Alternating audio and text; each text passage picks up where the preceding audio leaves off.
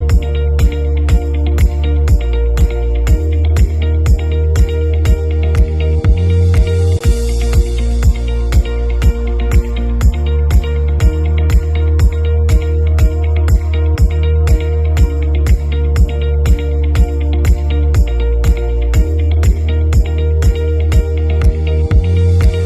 turning 250, and it's time to rock out with our forefathers. American-made, battle-ready style for true patriots. Whether you're marching in the parade, grilling in the backyard, or raising a toast to liberty, do it in the gear that screams freedom. Celebrate 250 years of USA in style. Wear your American pride loud. Trendjackers.etsy.com. Grab yours before the fireworks.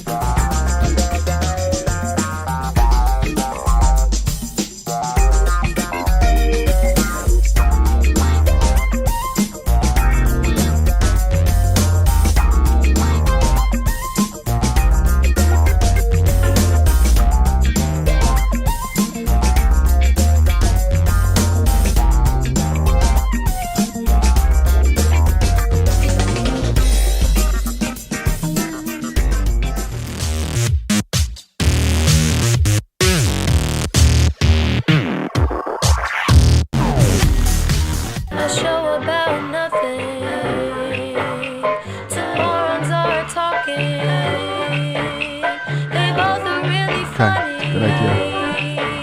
They just go with the flow. It's the Herschy and Keegs show.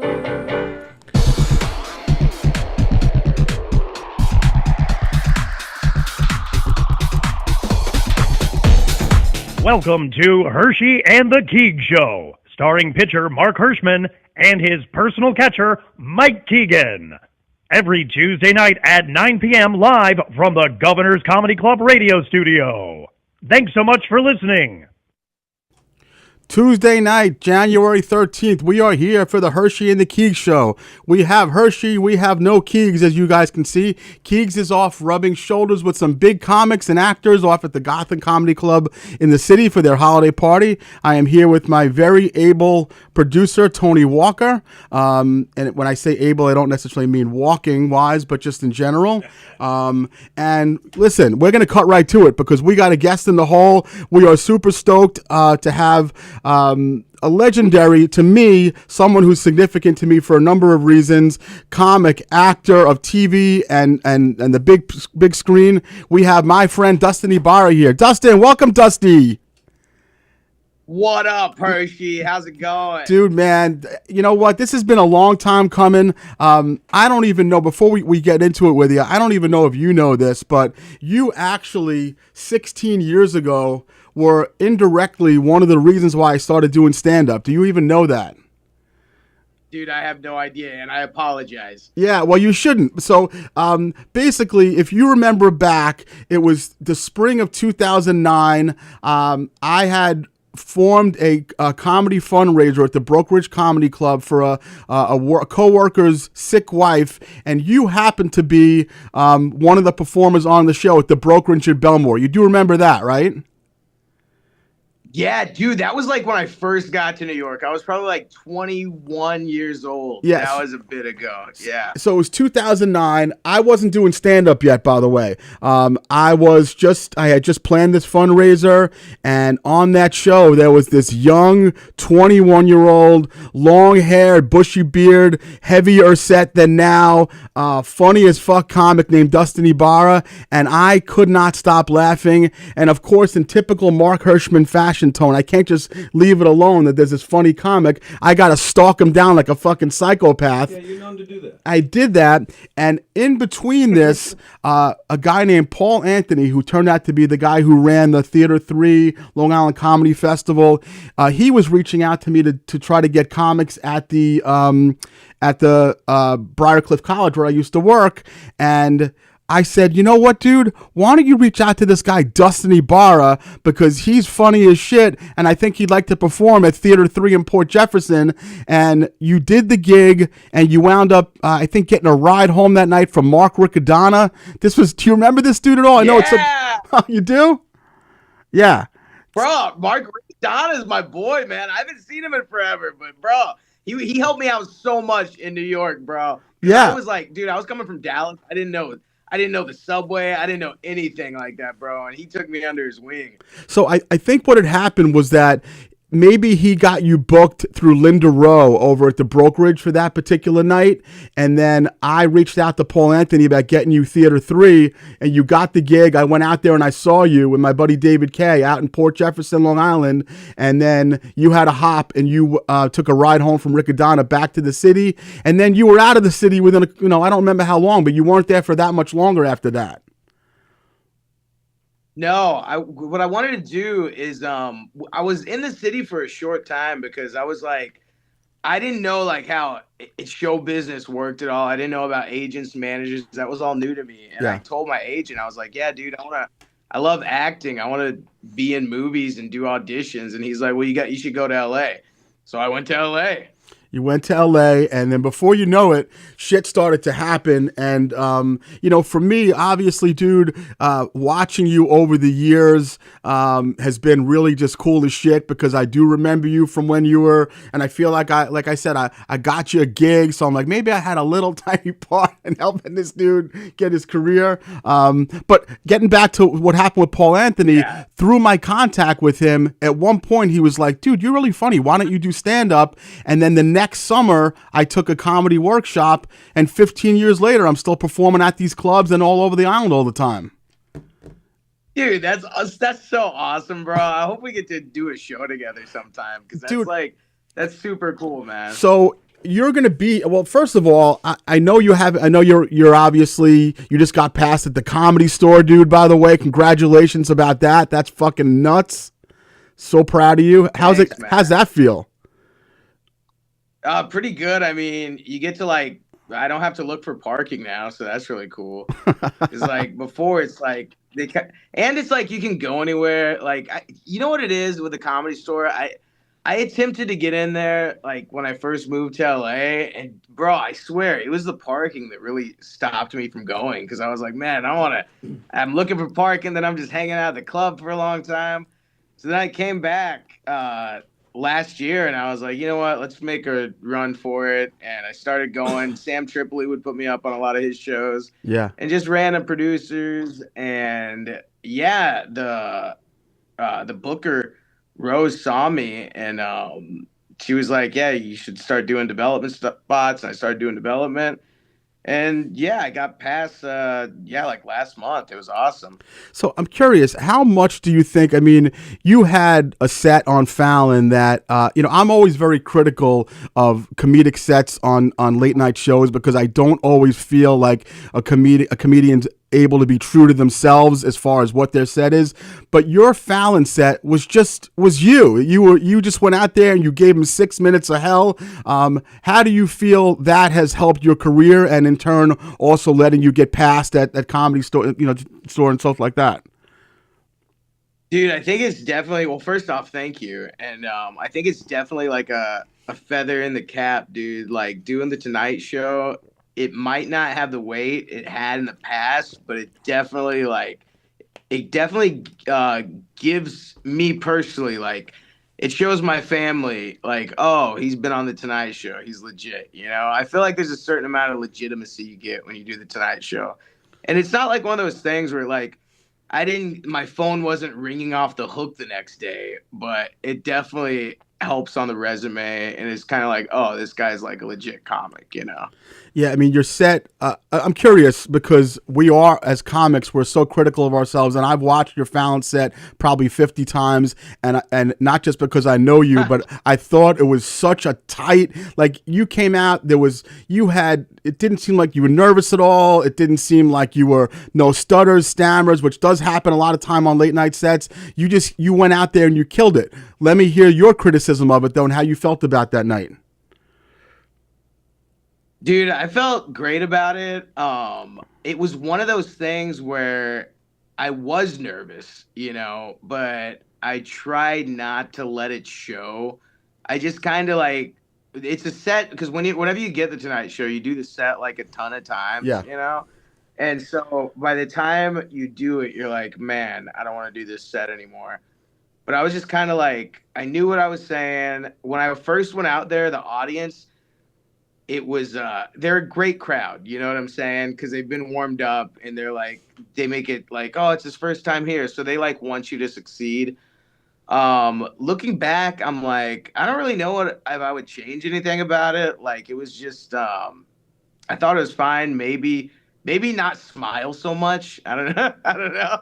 I saw me like Yeah. smiling the whole time. I was like, oh man, I'm doing that because they told me to smile the whole time. No, man, it was really a killer set. And like I said, as a comic, I know what to look for, obviously, watching these late night sets. And it's interesting what you said, like, that your phone was ringing off the hook. But there's a comic that I knew for several years who passed a few years ago, an older guy named Max Alexander. I don't know if you're familiar with Max Alexander or not, but Max was on Carson many times back in the 80s. And Max used to tell me that from his first Carson set, he got 20 years of business from that set. And that's how late night used to be, where if you were on Carson, you were good. But now, I don't want to say watered down, but with the multiple late night shows and other different things in social media, it doesn't have the same effect. So I'm not surprised that your phone was ringing off the hook,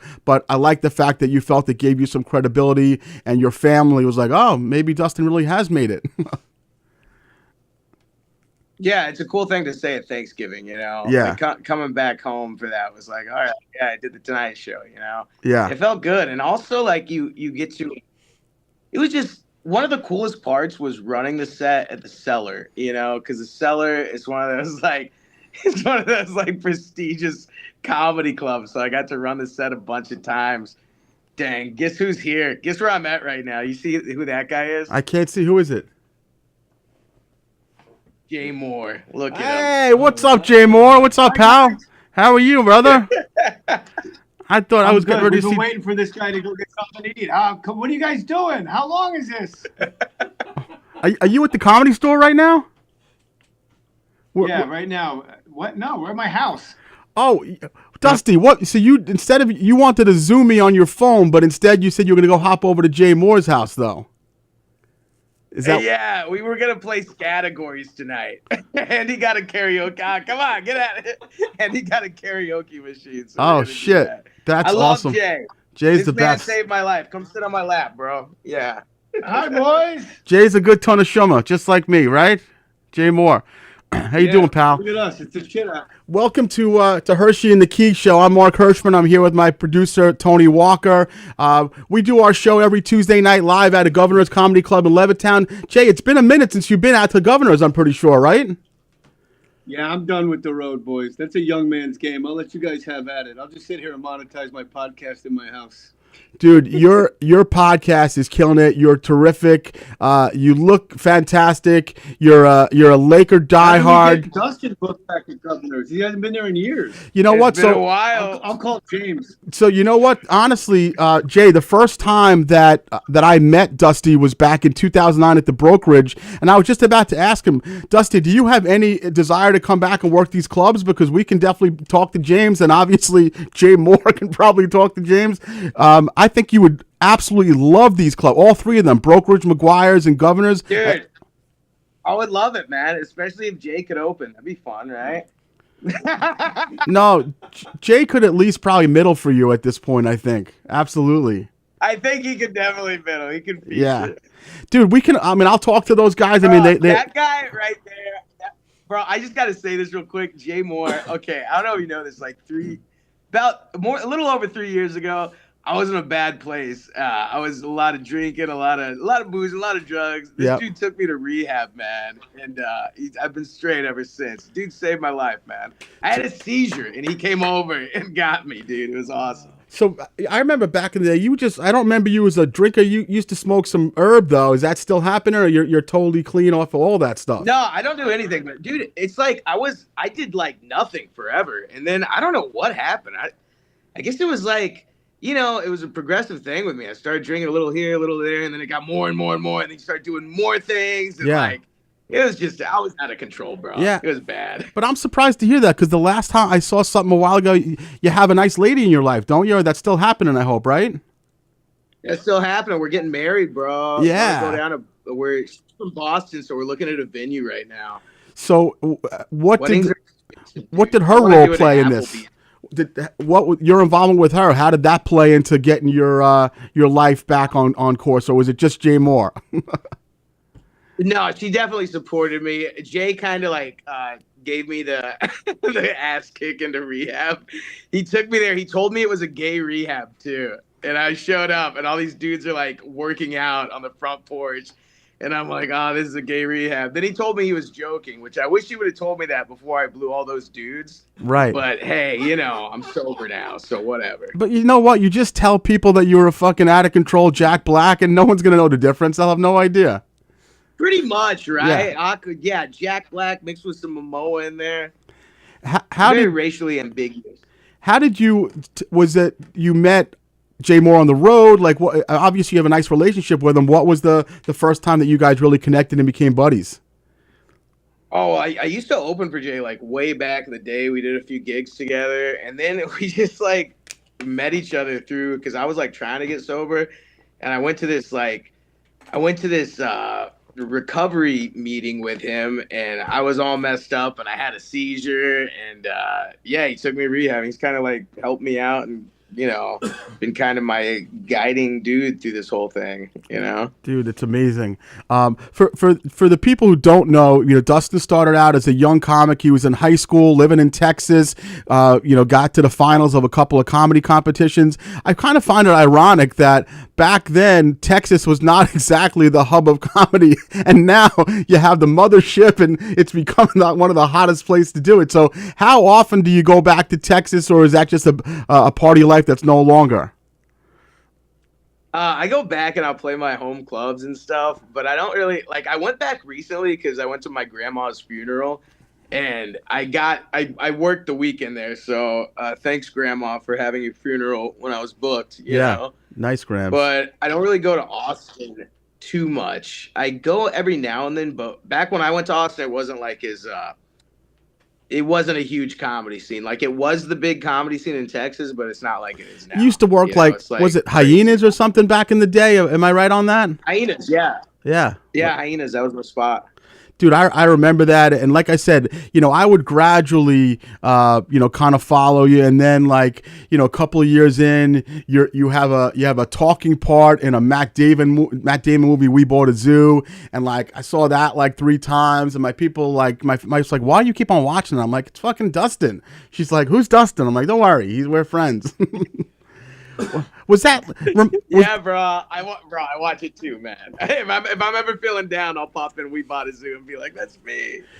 And I remember at some point you talked, and I remember you had said that Matt was a good dude. Like he didn't big time you guys, like even the smaller players in the movie. Oh, dude, Matt Damon was great. Everyone in that crew, like Scarlett Johansson, Matt Damon, Thomas Hayden Church, Cameron Crowe, huge director, and it was like me showing up like a dude from stand up from Dallas who never really. This was like my first big thing, and you're walking around and you're seeing these famous people.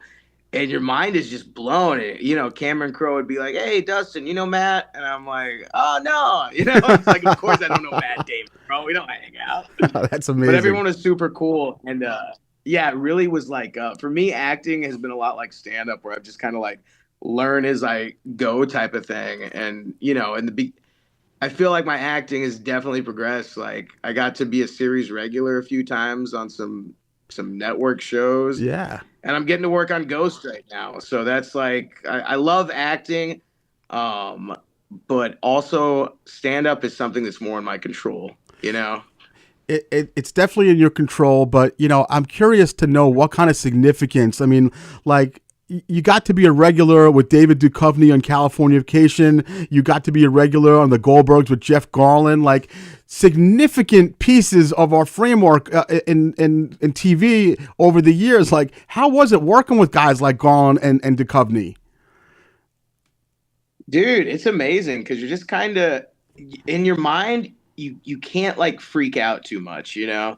Like, it's like I had to trick myself, like, oh, I belong here, you know. This is something I always do. Of course I'm acting with Dave Duchovny. That's what I gotta, you know, that's what I do. But in the back of your mind, you're like, oh my God, I can't believe this is happening. This is freaking X-Files, dude, bro. This is nuts.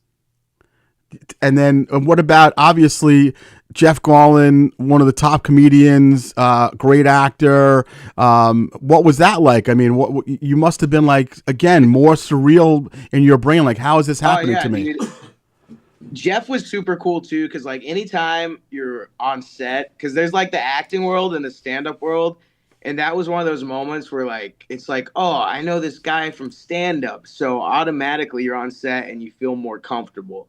Just because you're like, oh, he's a comic, you know, he's cool, you know, he knows where I come from, and like, it's like it's different. It's always fun whenever you get to work with people that you kind of know, you know. Yeah. Well, just for reference, Dusty, just so you know, Jeff works these clubs still. He's been here within the past year. We had Tom Arnold on the show a few months ago. Tom Arnold worked a weekend here, killed it, had a great weekend. Steve Heitner, who played Kenny Banya on Seinfeld, he works these clubs, was on our show a few months ago, was here. So, like, this is, I'm telling you, Governor's A Club here, the Brokerage, the McGuire's, these clubs are hitting hard, bro. So, you know, if those guys are doing it, I think we can try to get you in here also. I hope you consider it. And again, I'll speak to the guys and Tony will tomorrow to see if we can, you know, work something out. Bro, I would love to go back, dude. Like, if that can happen, I would love for that to happen. Yeah, no. And I love that club. And that club was special for me because, like, just coming from Dallas, like, it was the first like real club, like road club that I went to in New York, and everyone was very kind to me. Yeah. And it was just, you look at all the pictures on the wall and everything, and you're like, wow, I can't believe I'm playing here where these legends have played, you know? So the club that I saw you at was the Brokerage. I don't think, did you also perform at Governor's the same weekend, or no, just the Brokerage that time? No, I think it was just the Brokerage. Okay. Yeah. So Governor's, where we're doing this show, and I perform Sunday night, and I perform all the time. This is where Seinfeld got his chops, Eddie Murphy, Kevin James, like, you know, so this is Governor's A Club. They own Brokerage and McGuire's as well, but this is really where I'd love to see you perform. Jay Moore was here before, and he just said it. Jay came on and he said he'll talk to Jimmy. Well, if he knows Jimmy, Jimmy's the owner of the club, so I think we're off to a good start here, dude. And I would make sure that I'm here, and the Keegs also perform. So we'll get on working this, brother. I promise you that. Dude, I would love that. That'd be so Yeah. cool. Thanks. I want you to touch on, because this is kind of a new phenomenon that most people don't realize, that when comics are on the road, or even if they're home and they're doing gigs, or around their house, there's a lot of daytime activity that is empty. And I've noticed that you've taken on a new career of beach combing. Tell us a little about that, your new passion, your new love. Yeah, dude. Well, I started metal detecting because I live by the beach, and I kind of got into it during the pandemic. And then I started like putting it on TikTok live, and it was getting a really good response. So lately I've just been taking comics out and just metal detecting, because it's like because I feel like, all right, it gets me outside, I'm getting some steps in, I'm doing a little social media thing. Yep. And I can find like cool shit sometimes. So recently you saw you wanted something to go to the Smithsonian. You found a cell phone, I think, buried in the sand. I believe I saw something like that. Yo, bro, yeah, did you see that? I found that dude's cell phone, and then I was like, I was trying to unlock it, but I couldn't, so I just pressed the side and was like, call mom, and it called his mom, and so I talked to her, and like we met up, and dude, it's fun, bro. It's like, because as a comic, you have so much time in the day, especially when you're not booked on a TV show like acting or anything. It's like, what am I gonna do? Just sit around? Yeah. Like, no, I need to make something. I need to make things. What does what does your wife to be think of this new beach combing endeavor of yours? How does she feel about it? Bro, she loves it because she'll watch my lives and like she'll claim stuff. Like I found a diamond ring and she was like, she started wearing it. I'm like, well, hang on a second. I think I'm the one that found that, you know? Dude, but that doesn't work. She gets first crack at everything. It's crazy because you know as well as I do that nowadays it's not just how well you perform on stage or how well you act, but the social media thing is important. So you've taken a little nuance on your own here, and a little unique thing. And I see people commenting and they're having a ball. Like they are waiting on you to go beach combing. They really are. They're just in love with the idea. Yeah, it's become something I didn't think it would be like this, but it's people love it. And I put little googly eyes on my metal detector, and I call it Diggy Smalls. So people are always like hitting me up. They're like, "When's Diggy Smalls coming out again? When's Diggy Smalls?" And they'll come to. People have actually started coming to my stand-up shows from the metal detecting. So I'm like, all right, this is working out, you know? Dude, it's phenomenal. One of the things that I wanted to ask you, it was one of my, as I track your career, one of the disappointments I had was when Kevin Saves the World went off the air prematurely after a couple of years. But you and Jason Ritter seemed like you guys were having a fucking blast on that show. Did that show end before you thought it was gonna? Because I thought it had some legs, personally. Dude, me too, but I was also like, you start like looking at ratings and stuff, and our ratings they were right on the edge where it could go or it could get canceled. They ended up giving us like 16 episodes, which was cool. But yeah, that's one of those like I would have absolutely loved if that show just kept going, man, because I loved being on that show. I loved working with Jason. That was the second show that him and I worked on together too. The other one was one that we filmed in New York City called Us and Them, and we did 7 episodes. It was for Fox, and it just like never came out, dude. Yeah. So this was kind of like a redemption thing. But the Kevin Saves the World was like a really good show. It was like a little, almost like a dramedy, like a drama. There was like real plots to it. It was well written. I thought I thought it had some legs, and I was disappointed it went off the air.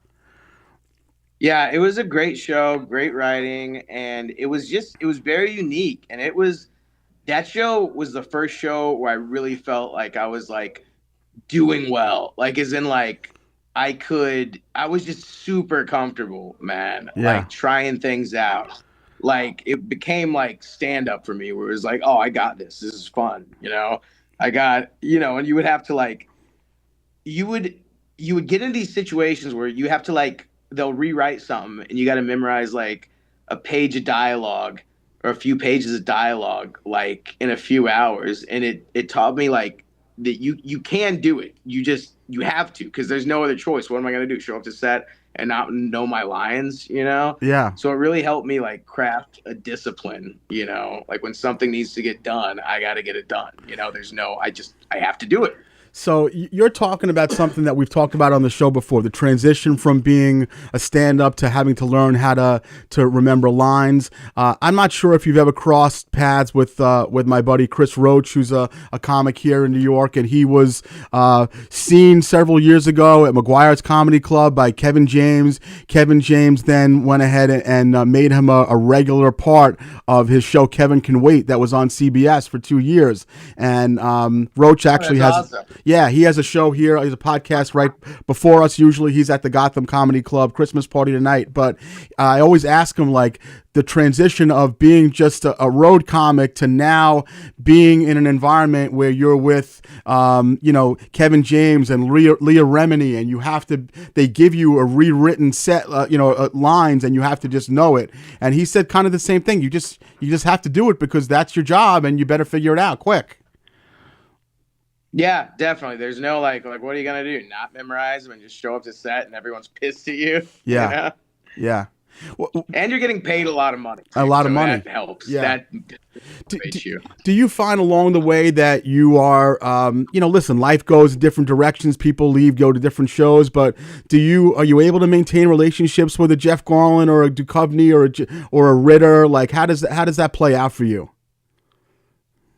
Yeah, but I mean, definitely not as much as my relationship with comedians that I see all the time. Yeah. Because with actors, especially big actors, like they're not hanging out at the Comedy Store. You know what I'm saying? Like, I'm not gonna run into those people at any of the clubs. So it's like the run of the show.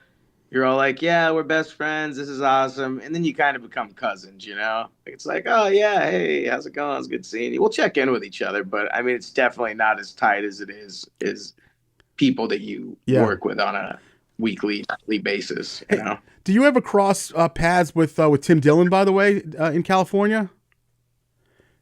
Yeah, I see him a lot at the Comedy Store. So Tim actually started in these clubs too. He's from Long Island.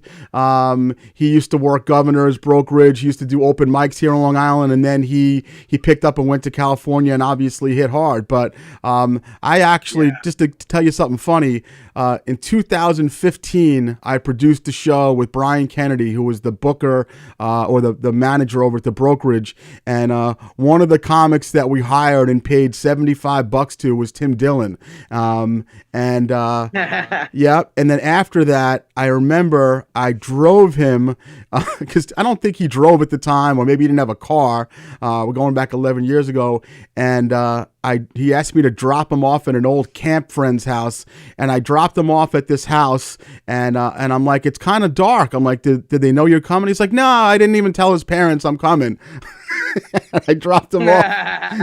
And 11 years later, he's one of the biggest comics in the country and at the store, and obviously a powerful podcast. So it's kind of crazy how things work out, which is so if you ever see him, you can tell him you're buddies with Herschy and you were on the podcast, and he'll get a kick out of that for sure. I will, man. Yeah. He's a hilarious guy. Yeah, he's a killer.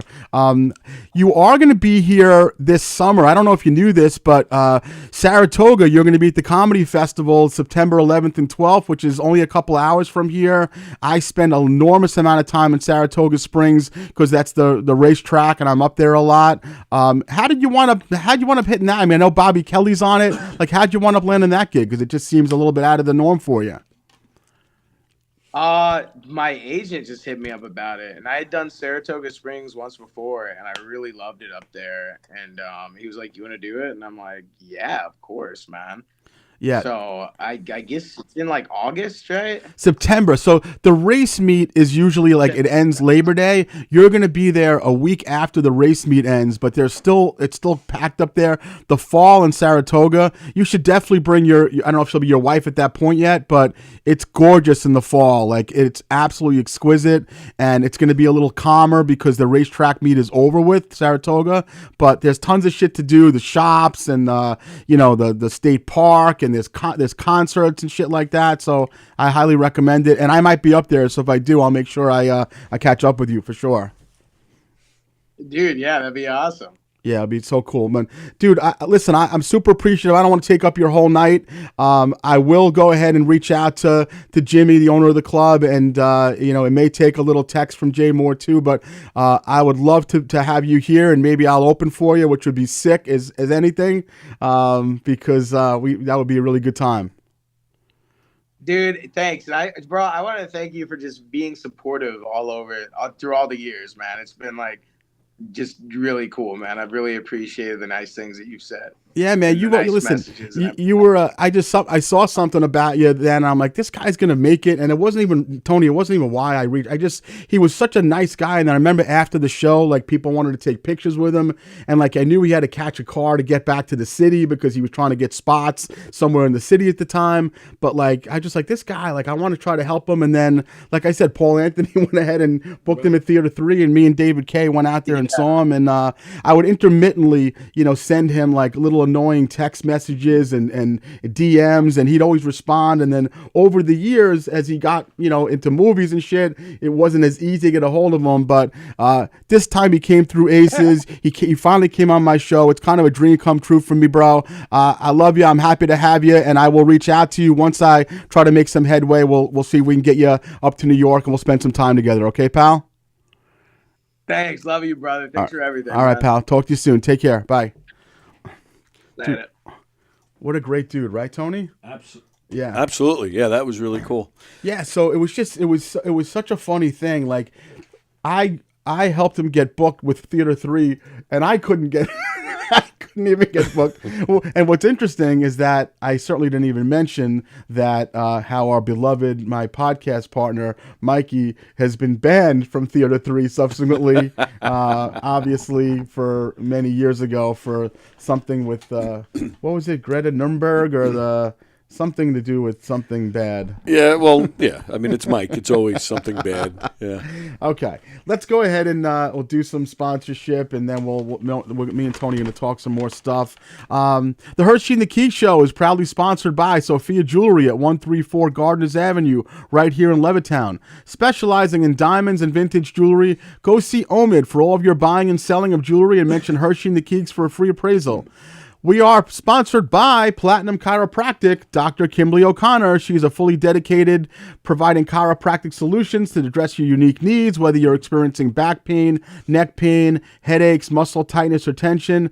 516-935-3555, right there in Hicksville. And of course, there's New View Construction, established in 2007. They are the people to call for the finest craftsmanship and all of your general contracting needs. Call 516-924-5627. And do it with confidence. And of course, Mike Keegan's favorite friend, Senior Account Manager Keith Dunn, American Restoration Solutions. When disaster strikes, they'll guide you to recovery. Call 516-662-9377 and do it with confidence. So how cool would it be if we can somehow try to get Dustin a weekend here or a night here? It sounds like it's not impossible, Tone. To me, it sounds like a no-brainer, but well, I'll reach out to Mr. Carletto and Mr. Dolce, and the fact that, what do you think of that little cameo from Jay Moore? That was a pleasant surprise right there, man. Holy shit! I had some contact with him because he played here. It's not that long ago. No, it was early 25. He was here. Yeah. And I reached out to him about coming on the show, and he. At first, he didn't respond. Yeah. But then I tried again. Oh, you know what we did? Me and Rosie, we made a video, and we sent it to him, asking him to come on. And sure enough, then he started responding when he saw Rosie. But then, I forget what happened. Honestly, I think he just stopped responding. Wait, so what means of communication were you Instagram messaging him? Yes, it was Instagram. Yeah. Yeah. So he was reading your shit. And he was responding, saying he would love to do it. And I said, okay, great. And I threw, I think, maybe 2 or 3 possible dates at him. Yeah. And there was a little back and forth at first, but then when I started throwing dates at him, he he just stopped responding. One of the things, and Tony, you know this, you've been doing this longer than me, but I got a few people last week send me messages like, how did you get Todd Zeal? And I will tell you, and this is not to pat myself on the back, but sometimes it really is just being persistent, neurotic, because I didn't bring it up on the air with Zeal, but there were multiple patches of time where he just was ghosting. And I don't want to say that like in a douchey way. He just didn't get back to me. Ghosting makes it seem like he was intentionally, but this is also a guy who's a fucking retired Major League Baseball player with a very big job for SNY. Like, okay, he got caught up. He's busy, Absolutely. It's not like he's just ignoring me, Right. But I would say, like, I would give it a couple of months and I would try again. And he'd be like, hey, like he'd always respond back the first time and then disappear for a little bit. Right. And then I think it was probably like, maybe like Thanksgiving around then. I'm like, hey, man, let's make this happen. And I threw out a date. I think that's one thing I've learned is that if you actually, like you just said, if you throw out a date or two, and he's like, let's do January 6th. And, believe me, as you know, I was sweating it like if he was going to show up. Right. And I think you know this, that the bigger the catch, the more worried you are that you're not going to, no, in your case, you worry with every guest. You say it to me almost every time. Right, that's I true. don't think this one's showing up today, so let's plan. Right. And they're always, I think you've only been stood up, I think, once. Tammy Piscatelli, that was it. Right. Tammy Piscatelli, the only time. I guess that's my neuroses, which we know is no, it's true though. But I also, because I'm such a Type A neurotic Leo planner, I want to make sure that we have a backup plan if things go amiss. Right. Listen, my communication with Dustin used to be through email, and then over time he probably doesn't monitor his own email anymore. Right. Used to be through Facebook Messenger. He probably doesn't monitor that. Right. So, through Instagram, you never know. Like, I have plenty of messages I've sent. Like, I've sent Ivan Putski at least 50 messages over the years, and he hasn't read any of them. Right. You know what I mean? Right. But you never know. Sometimes they read them.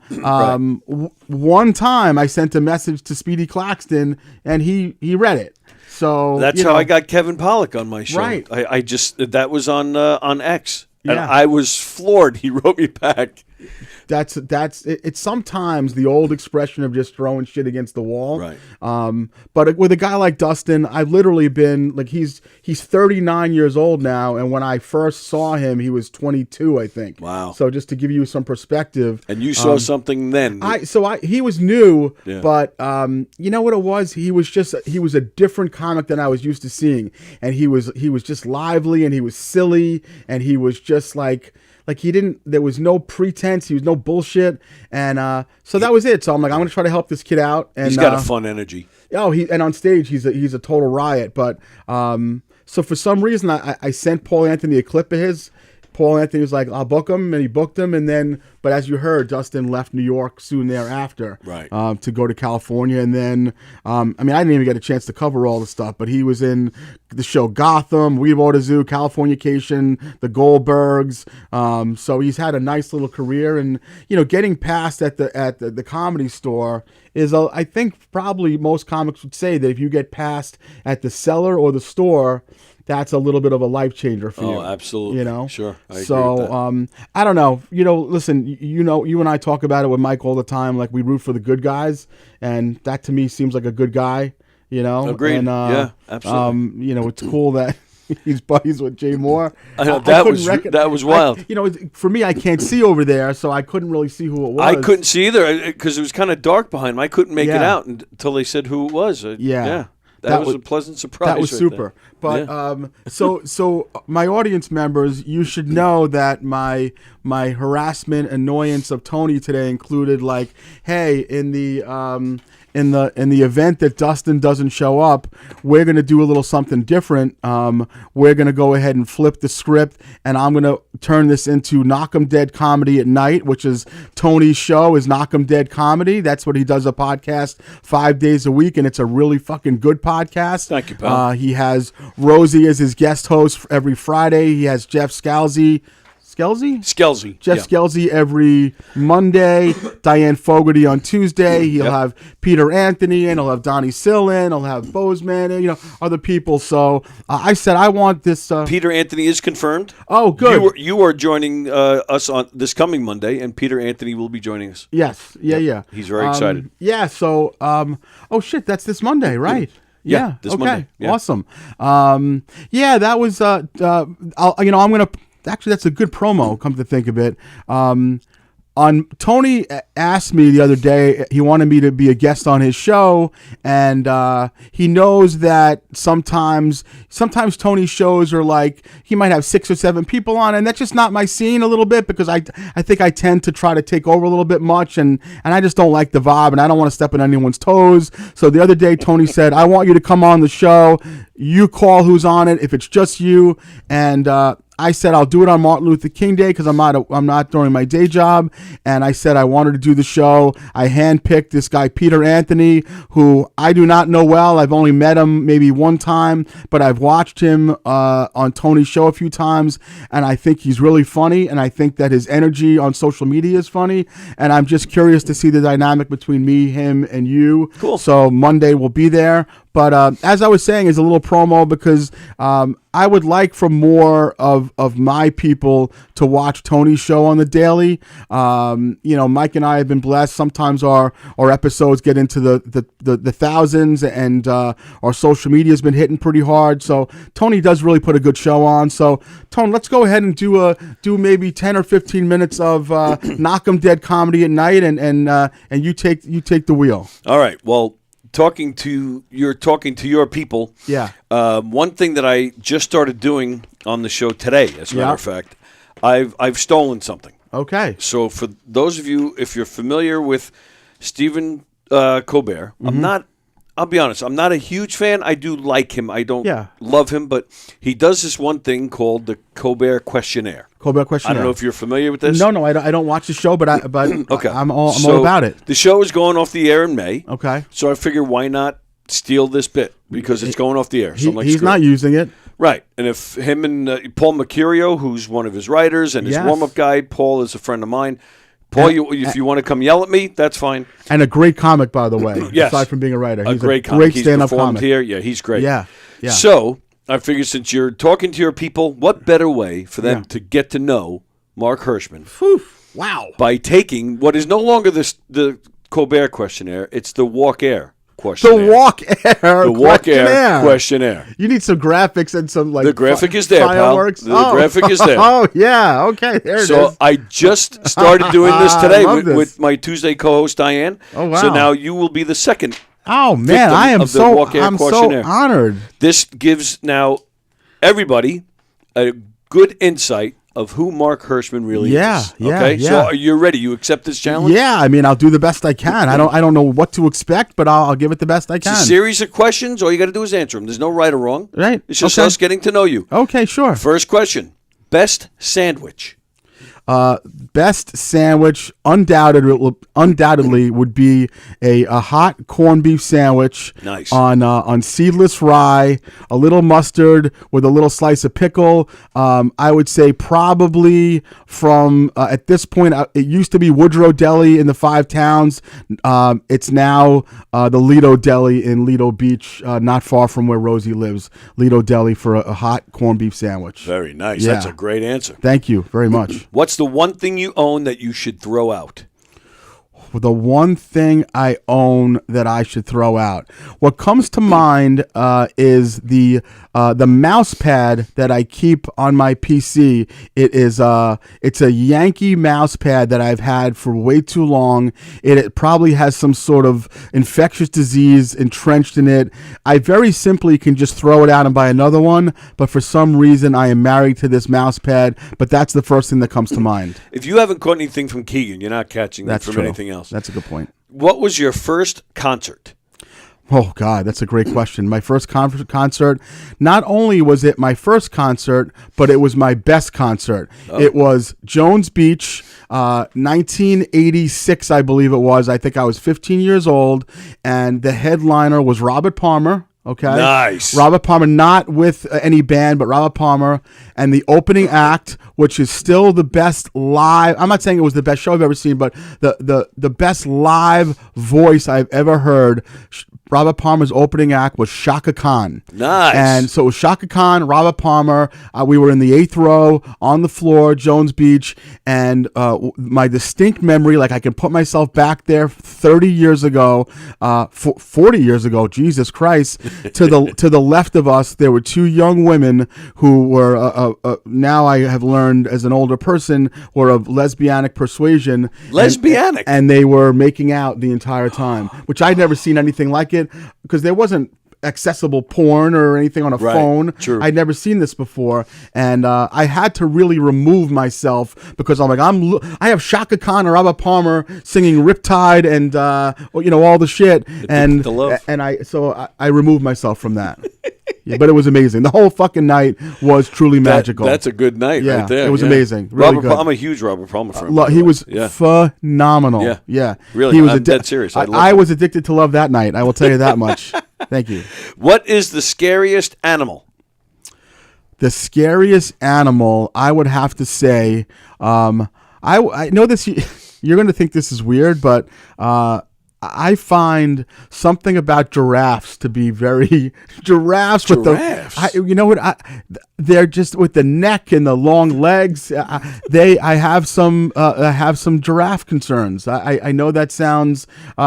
Listen, being attacked by like a rabid dog, I guess, would be like the scariest thing. But sometimes I have little nightmares about giraffes. Sorry. So does Roach have the same effect on you? It took me a long while to get used to Roach, to be honest with you. Yeah, it really did take me a long time. We're all there. What did Diane Fogarty say to that? The scariest animal? Good question. What did she say? A hyena? Wild hyena? No. Snake? We'll ask her. Might have been a snake. Yeah. Okay. I'll have to go back and watch That's the show. Fine. Apples or oranges? Oh, oranges all day and every day. You can't put peanut butter on an orange. You know what it is? Here's the difference. I like a good squirt in my mouth. Oh God, Mike's gonna wind up cutting that up for social media. Yeah. I just, apples are good, but I think the ability to be able to get that sweet little shot in your mouth from a bite of an orange is incomparable. I like squirty fruits, so I would say hence your attraction to Keegan. Yeah, but I like for me, like I love an orange. I love I love watermelon. I love pineapple. I would say, unfortunately, I'm not exposed to it that much because it's hard to find. But honeydew is probably my number one. If you can give me a ripe piece of honeydew, home run. Absolute home run. If you can, I'm asking you that if you can do that for me. Yes, that'll be next week. Yeah. Good. Thank you. Have you ever asked someone for their autograph? I have asked many people for their autograph in my life, very, very many. I would say the worst experience I've ever had, if you want to know, was when I was a teenager and I went to ask Kansas City Royals center fielder Willie Wilson for his autograph. Oh, sure. After the Yankee game, probably like 1987, 88, something like that. And I guess he was talking to some people with his head like halfway into a limousine, and I must have gotten for him too close, and he wheeled around and yelled at me. He said, "Back off, kid." And that was it. So no autograph. But I have some really good ones, but that one I never got, and I didn't want it after that. Joe Garagiola cursed at me and a bunch of other kids. Oh, he was a nasty prick. That's hard to hear, man, Yep. because Joe Garagiola from fucking TV, baseball. Yep. Oh, man, I'm sorry, buddy. Awful. Sorry. All right, get ready. What do you think happens when we die? I think about this a lot. I do think about it a lot.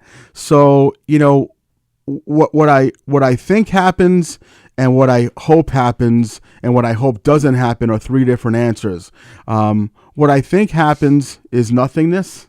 Okay. What I hope happens is that we get to have a life of eternal bliss if we lived a good life and we were a good person, and we get to spend eternity, me in my case, with my father or my grandfather, my grandmother, or anyone else who was passed, or Buddy Hackett or Thurman Munson or anyone Nice. so that would be what I would ideally love. And obviously, you worry that, God forbid, that you were viewed in a way that you shouldn't be, and there's eternal badness. So I certainly hope that's not the case. And I hope it's the best one. But if it's not going to be the bad one, I would take the nothingness. See, this is what I mean. We're getting to know Mark Hirschman in ways we've never have. It's a great job, man. You're doing a great job with this walk hair. All right, excellent. Thank you. Favorite action movie? Oh man, Jesus, that's a great question. I was a big fan of the First Blood movies, Rambo. Oh, Rambo, sure. Yeah, like I love. I don't know. Would you consider like war movies, action movies? Like, yeah, why not? Like for me, like I'm a Platoon junkie. Wow. I love the Schwarzenegger good movies like Commando. I thought was a great film. Predator, I thought was a great film.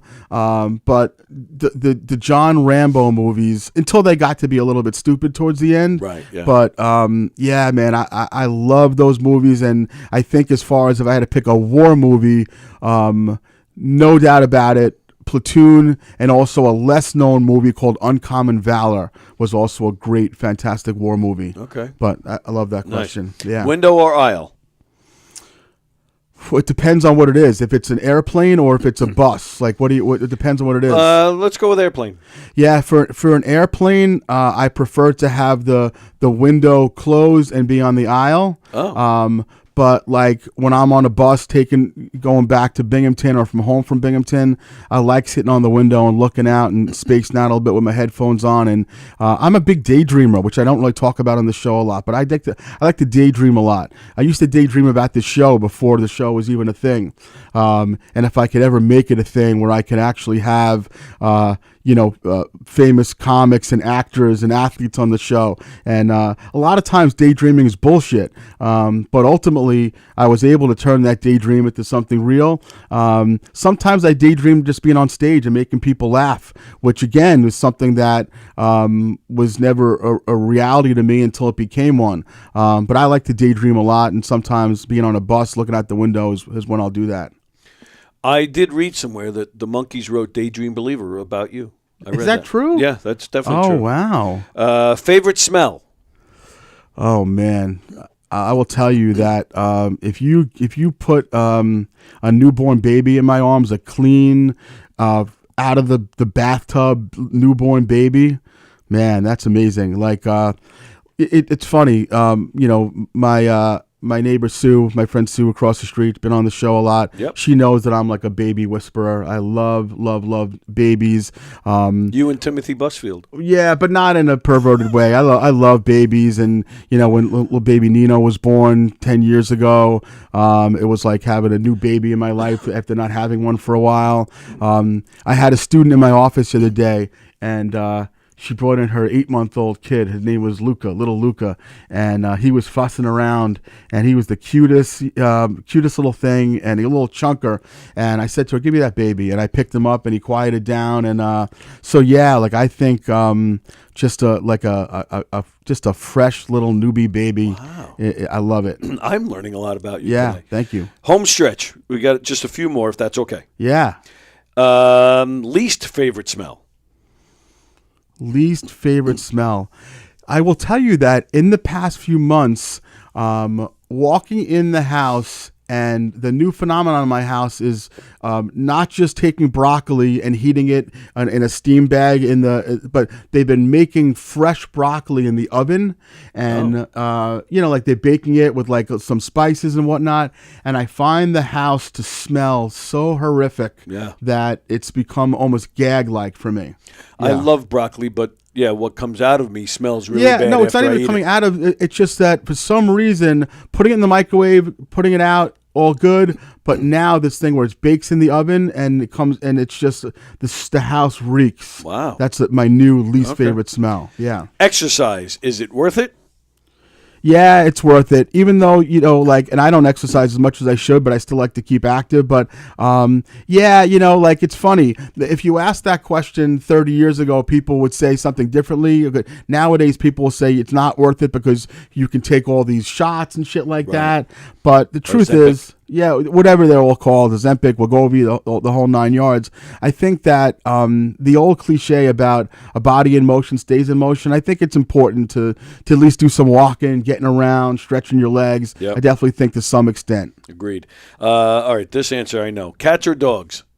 Oh, yeah. I mean, dogs, it's not even close. Right. And it's not just because of the fact that I'm highly allergic to cats. It's that I just don't think that, from my experience, cats give you that same level of unbridled love that a dog gives you. Yep. Yeah. Most used app on your phone? Definitely Facebook. Yeah, no Okay. question about it. You guys know I'm a Facebook whore. That is very true. Yeah, I'm a Facebook whore. Three questions and we're done. Yeah. You get to listen to one song for the rest of your life. What is it? Now, it's not continuously. It's just whenever you're going to turn on music, it's this song. What is it? God, that's a fucking great question. And I'm guessing it's going to be something by that man. Yeah, right so, I would have to say that probably Smiling Face by James Taylor. And listen, there are Billy Joel songs that I can say. It would probably be a Billy Joel song or a James Taylor, but for me, like Smiling Face is just very significant to me. I love the meaning, I love the words, I love the melody. So, gun to my head, Smiling Face, James Taylor. Excellent. What number am I thinking of? 9. Wrong. Okay.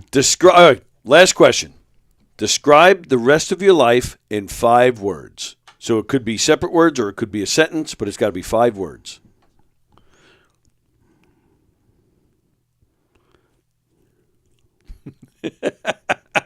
Hold on. You gotta, Of course. This is very important. I understand. Can I write? You can.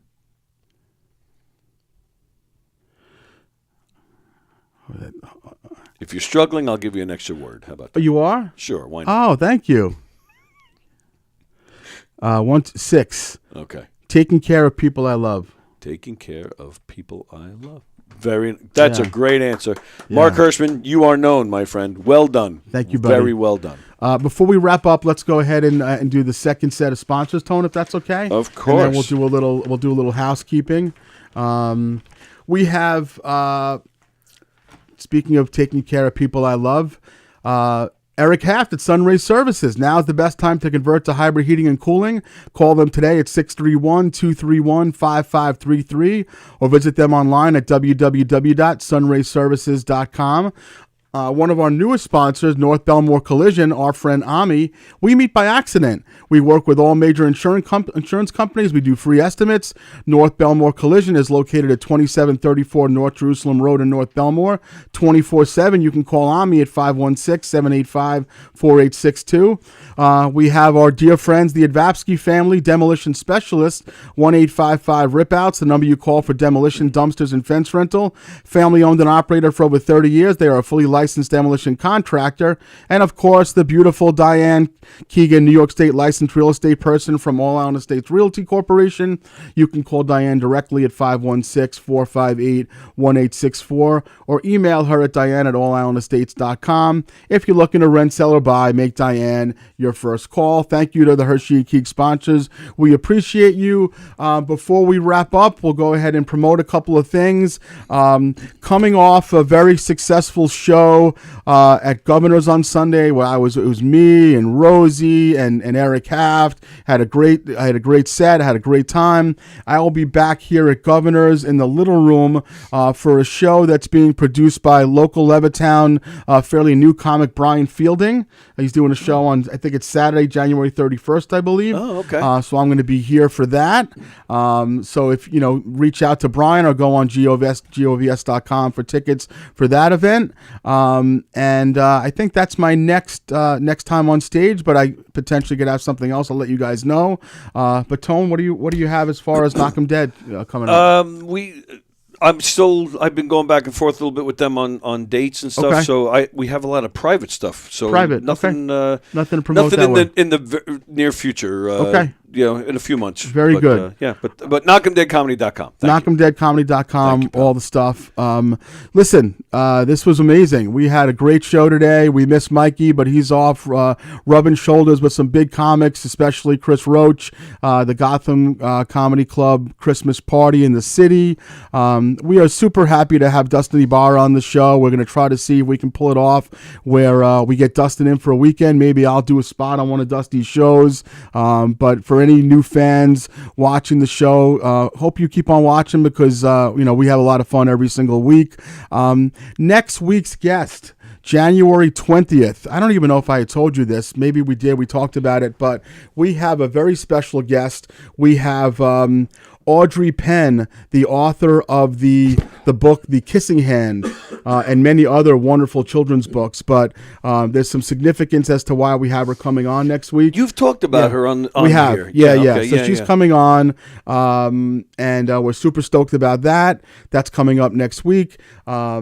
In studio or Zoom? No, she's in Georgia or Florida or okay. something like that. So she'll be remote, and she's had some health issues. But her personal assistant keeps on emailing me saying that she's looking forward to it. Never been on a podcast before, so that's going to be Audrey Penn. Nice. And that's it, folks. We won't keep you any longer. Thank you so much for watching and supporting and sharing. And we will see you back next week with the Keegs, me, Tony, Audrey Penn, Mike Keegan. See you guys next week. Take care.